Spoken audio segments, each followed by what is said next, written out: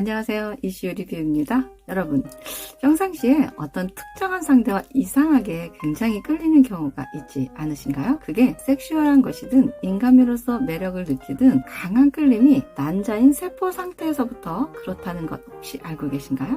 2015년 미국 미주리 대학교 연구에 따르면 여성의 질에 들어온 정자를 나팔관에서 대기하고 있는 난자가 유전적으로 건강한 정자를 적극 유도하기 위해 난포액이라는 물질을 발산시키는데요. 이는 난자를 향해 돌진해 오다가 탈진한 무리들을 제치고 남은 정자들에게 에너지 충전을 해주기 위한 역할로서 마지막까지 살아남은 한 마리만 수정이 되기 위함이라고 합니다. 제일 먼저 도착한 녀석이 수정이 될 거라고 생각하지만 오히려 선발대는 난자의 두꺼운 보호막을 제거하는 데 힘을 쓰고 탈진해서 쓰러지면 다음에 도착하는 정자들 중에 가장 왕성한 녀석이 오히려 채택될 가능성이 있다고 합니다. 옛말에 길 닦아놓으니 거지가 지나간다는 말이 있듯이 애써 달려간 녀석은 길 닦는 역할만 했다는 뜻이죠. 인생도 마찬가지인 듯합니다. 선구자가 반드시 성공하는 것은 아니니까요. 그런데 이 난자가 정자를 유혹하는 난포액은 반드시 자신의 연인을 위한 것은 아니라고 합니다. 영국의 왕립병원에서 60명의 정자 샘플을 채취하여 여러 차례 인공수정을 시도해봤는데 현재의 배우자, 즉 연인의 정자가 아닌 다른 정자를 더 선호하는 경우가 있었다고 합니다. 즉 예전에 수정이 되었던 경험치가 있는 정자도 아니고 난자 자신의 취향에 더 잘 맞는 정자가 따로 있더라는 겁니다.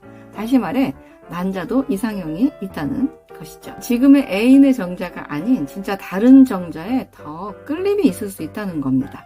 이 실험은 실제로 사람들끼리 성관계를 한 것이 아닌 인공수정 연구 과정으로 세포 단계에서 실험 후 폐기하여도 아직 사람이 되기 이전 단계라 윤리적인 문제는 없다고 합니다. 그래서 정자의 운동성이나 유전적으로는 아무런 문제가 없지만 임신이 잘 되지 않는 커플은 난자의 선호도에 맞지 않는, 즉 이상형의 정자가 아닐 수도 있다는 연구의 최종 결론이었다고 합니다.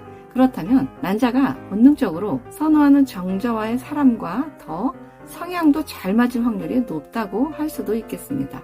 사랑해서 결혼을 하지만 정자 10년 정도 후엔 40% 이상이 이혼하는 현 상황에서 DNA 단계에서부터 더 끌림이 있는 정자의 사람과 매칭이 이루어지면 훨씬 더 행복한 관계가 될 수 있지 않을까 상상해 보았습니다. 그래서 세포 단계에서부터 잘 맞는 정자와 단자를 매칭해주는 결혼정보 회사를 만드는 것도 재미있을 것 같다는 생각을 좀 해봤습니다. 제가 좀 엉뚱하죠? 난자는 그 많은 수억 마리 중 딱 한 마리하고만 수정을 하는데 여러 마리가 남포에 들어갈 수도 있지 않을까라고 생각할 수도 있겠지만 난자와 정자는 그들만의 인식기가 있는데 소위 지문인식, 홍채인식, 비밀번호, 열쇠 등등 다 동원해서 완벽하게 딱 맞지 않는 녀석은 다 탈락된다고 하고 일단 남포에 한 마리가 딱 들어오면 그 순간 바로 입구를 차단시켜버림과 동시에 세포막 겉면에 전기를 발생시켜서 주변에 있는 정자들을 전기 충격기로 기절시켜버리고 다른 정자가 얼씬도 못하게 만들어버린다고 합니다.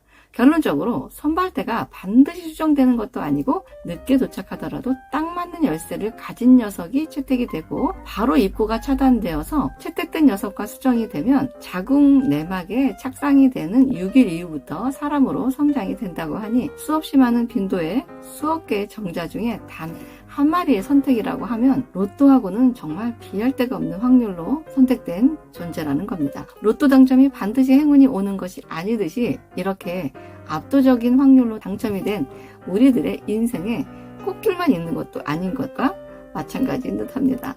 정자의 움직임은 시속 161km로 달리는 속도이며 정자의 꼬리는 좌우로 움직이는 게 아니고 단면이 아닌 입체 현미경으로 관찰해보니 꼬리가 프로펠러처럼 365도로 회전되면서 꼬리 끝쪽 손모에 있는 수액의 움직임으로 추진력을 얻게 되는데 물고기가 지느러미를 움직여 물의 움직임을 이용해 헤엄치는 원리와 같다고 합니다.